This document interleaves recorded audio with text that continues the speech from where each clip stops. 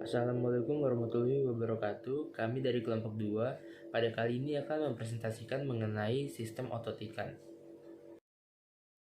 Pada kelompok 2 terdiri dari saya Hugo Danendra Prayogi, lalu Gloria Magdalena, Dia Zaidan Mahmud, Nur Afifah Dea Amanda, Soraya Alifa Nimah Alfarida, Evana Faradila Setiawan, dan Nuril Aprilia Putri.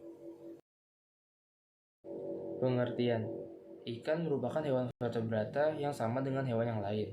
Pada kehidupan ikan, otot merupakan hal yang sangat penting, terutama dalam pergerakan tubuh, peredaran darah, dan aktivitas tubuh. Klasifikasi. Klasifikasi otot ikan dibedakan menjadi 4 macam. Yang pertama itu berdasarkan jenis, itu terdapat otot licin atau polos, otot bergaris atau lurik, dan otot jantung. Lalu yang kedua ada berdasarkan tipe serat, itu ada otot merah, red muscle, dan otot putih, white muscle. Yang ketiga berdasarkan fungsi, yaitu ada voluntary dan involuntary. Dan yang keempat berdasarkan letak, yaitu menempel pada rangka atau skeleton atau tidak menempel. Otot polos. Otot polos mempunyai serabut lebih simpel atau sederhana dan kecil dibandingkan dengan otot lurik maupun otot jantung. Serabut otot polos pada umumnya tersusun dalam kumpulan atau berkelompok yang saling terikat, namun ada pula yang menyebar. Kontraksi otot polos tergolong lamban namun dapat bekerja atau berkontraksi secara konstan dan terus-menerus. Secara umum, otot polos terbagi menjadi dua kategori, yaitu unitary, yang merupakan bergerak atas inisiatif sendiri untuk membantu mempertahankan ritme gerakan organ target. Yang kedua, multi-unit, bergerak atas rangsangan sel-sel syaraf neuron. Otot polos bekerja dengan rangsangan melalui serabut syaraf, namun kadangkala juga dirangsang oleh kontraksi otot di sekitarnya. Contohnya otot pada saluran pencernaan. Sebagian besar organ tubuh dilapisi oleh otot polos, misalnya yang pertama pada saluran pencernaan. Otot ini digunakan untuk menggerakkan makanan di dalam saluran pencernaan yang dikenal sebagai gerakan peristaltik. Yang kedua pada kantung urin, bronkioli paru, dan trakea. Yang ketiga, pada pembuluh darah, otot berupa urat daging melingkar yang berfungsi untuk mengontrol tekanan darah. Yang keempat, pada mata, otot ini berfungsi untuk mengatur pergerakan lensa mata dan mengontrol atau mengatur kekuatan cahaya yang masuk. Yang kelima, pada saluran ekskresi atau urinaria dan reproduksi.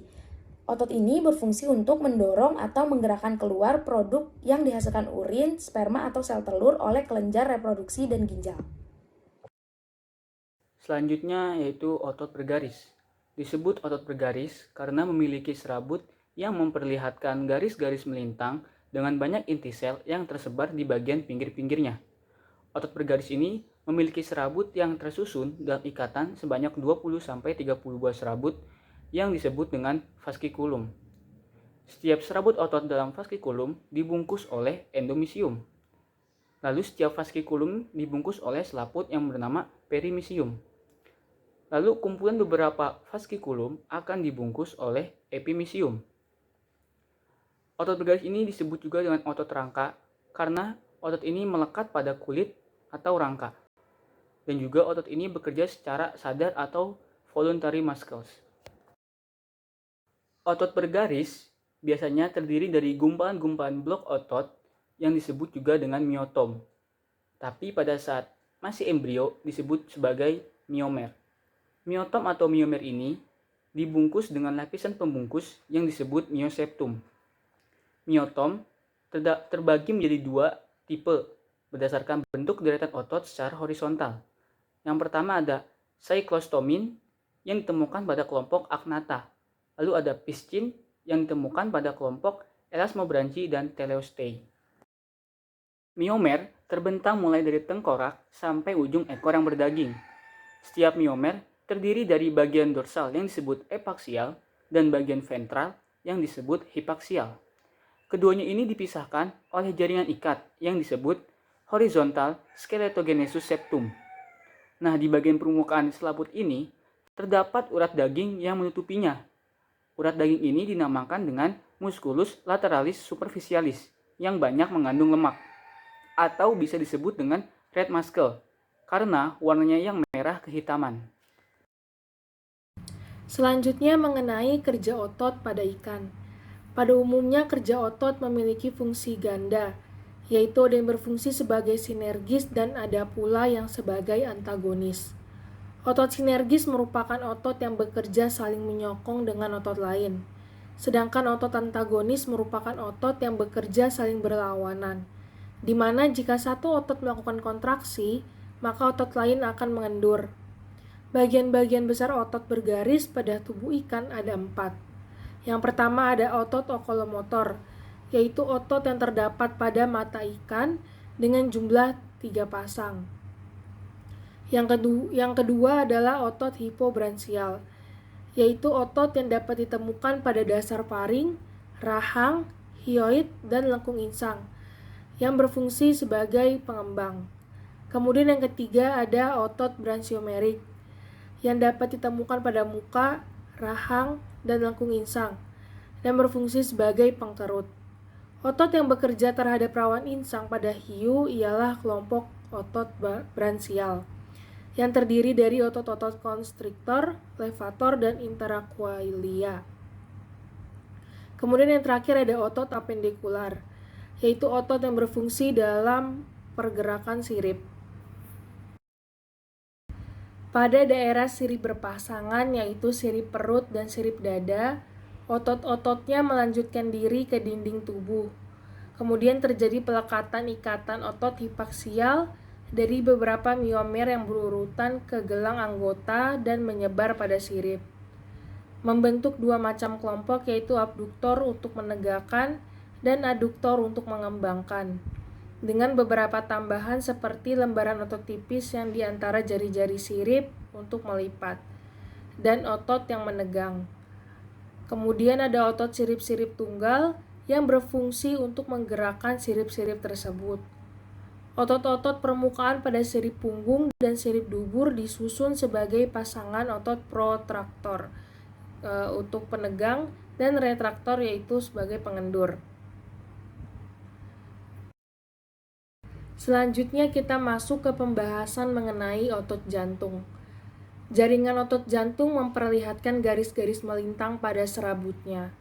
Pada otot ini tidak ada serabut yang terpisah, maka dari itu masing-masing berhubungan satu sama lain. Garis melintang pada serabut otot tersebut terletak pada jarak tertentu, yang kemudian dinamakan sebagai cakram interkalar. Otot jantung berkontraksi kuat dan terus-menerus bekerja hingga individu tersebut mati. Kerja otot jantung bersifat voluntary karena bekerja di luar rangsangan otak. Selanjutnya adalah otot merah. Otot ini dinamakan otot merah karena memiliki warna coklat atau kemerahan.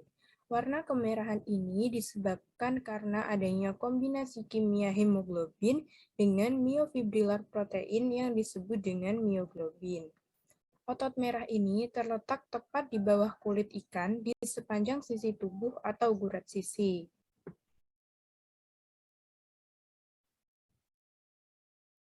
Otot merah ditandai dengan tingkat lipid, hemoglobin, glikogen, dan sebagian besar vitamin yang lebih tinggi. Otot merah ini biasanya mengandung lebih banyak trimetilamina oksida dan asam amino. Selain itu, biasanya otot merah bergerak secara lambat tetapi energinya tidak cepat habis, serta memiliki proses metabolisme secara aerobik. Otot merah bereaksi terhadap stimulus tunggal karena kepadatan tinggi terminal saraf pada serat.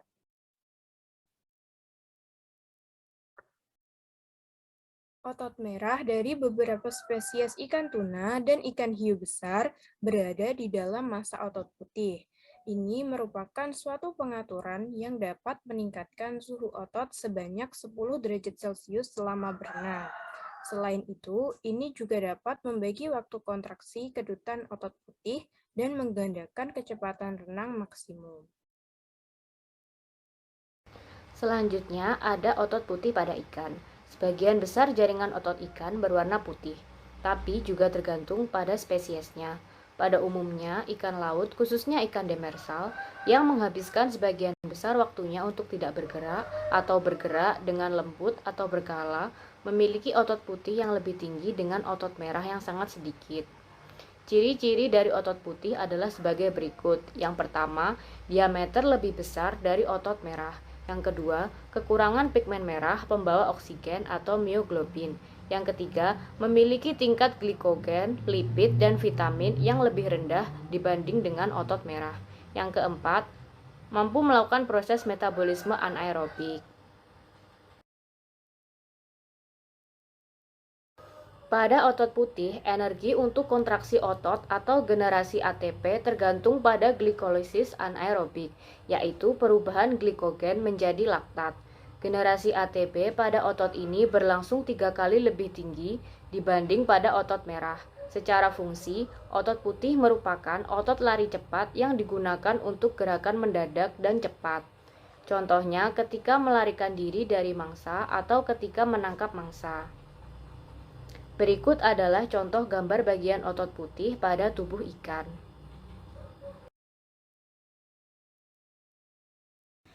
Selanjutnya adalah organ listrik ikan. Pada beberapa lesmobranchi dan telostoi, otot-otot tertentu sudah jauh berubah dan telah bermodifikasi.